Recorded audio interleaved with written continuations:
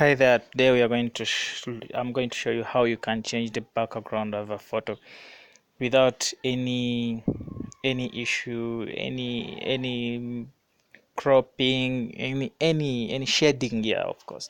So there is an app which you can use, which I'm going to show you at the end of this video. So keep watching until the video ends, and then you'll be able to know which app exactly does it, because I'm going to first show you how the app works, and then I'll tell you which app exactly you need. So let's get into it. So our app is opening. That's how the app looks like. Okay, that's how it looks like. Then as it opens, because you can shoot a photo directly. I will show you how to shoot it, and then as well you can click the gallery if the photo is already taken and is in. Okay, you can click gallery, and then we hold on the photo to come. Sorry, my RAM is not that okay, and you select the first one. Let's select mine. Okay, then after you click next, which is a tick, you click tick.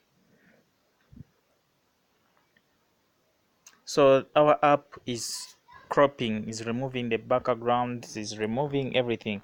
So your task is to hold on and wait just to see that the background is removed. As you are waiting for the app to remove the background, don't forget to subscribe to my channel by pressing that red button over there, because you'll be the first to know when I upload good and working. Actually, me, I don't post fake materials. Okay, so you'll be the first one to know when I upload this. So there you go, the app has finished removing the background. You can see even that the background is blurred.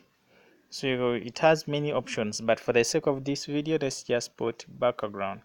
It has inbuilt background. Hope you can see it has this.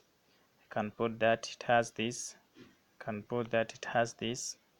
It has this. It has this. It has this. It has that. It has that. So you can put any background you want and then click save. Okay. So you can save it onto your device by clicking that button. So in the next video, I'm going to show you how you can put the custom background. Thank you.